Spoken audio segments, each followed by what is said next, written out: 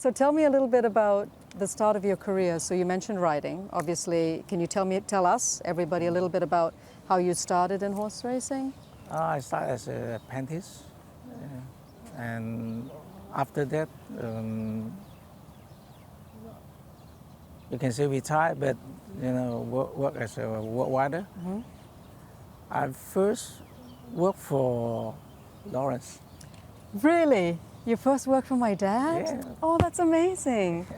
Wow, that's a long time ago. Yeah, a long time ago. So you were his apprentice? No, work rider. Work rider, Yeah. okay.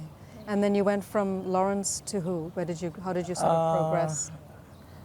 And then after that, I went to Alex Wong I remember Alex. as assistant trainer.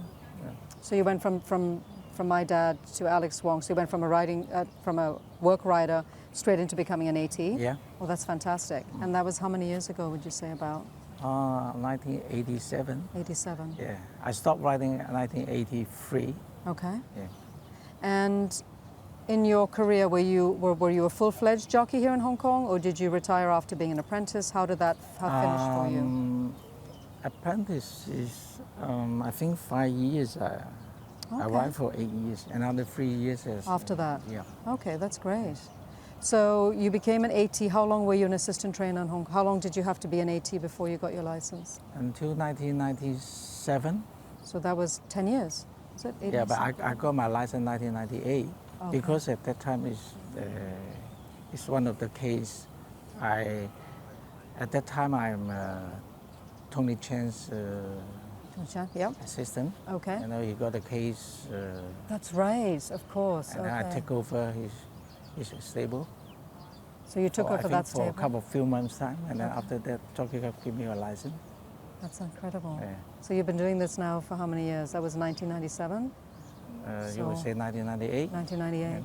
It's a long time. Yeah. And let's talk a little bit about bringing your son into it as well.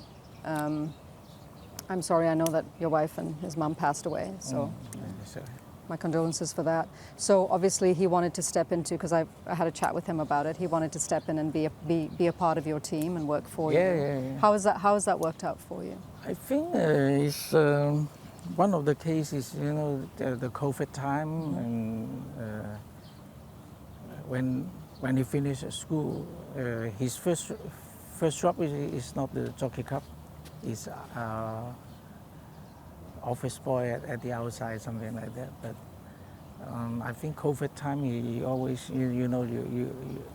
many times you lock up and he stay. I live at the Jockey Club's quarter, so maybe he got many times to close to the horse, and then he started interest. Right, he started to like it. Yeah.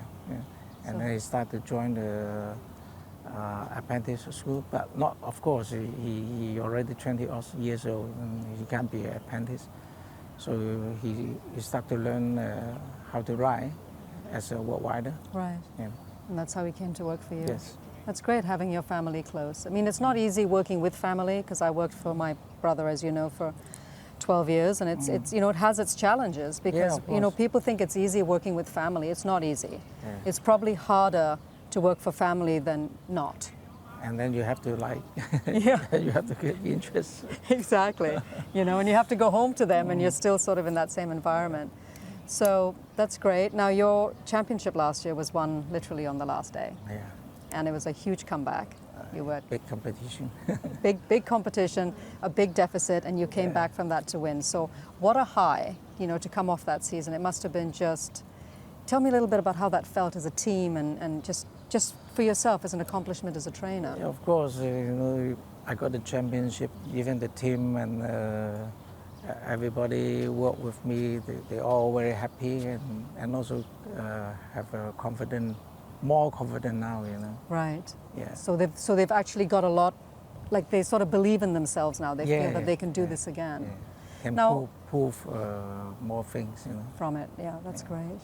So this season, obviously, a lot of the horses are higher rated now, and because you guys had to really push for the championship. Yeah. How do you feel moving into this season? How do you feel about, where your horses are at, some of the new horses coming in. You want to share a little bit about that? Yeah, you need time to, as you said, a couple of few horses, they are waiting is on the top. But of course, some young and coming horse, they still can perform. So we'll see.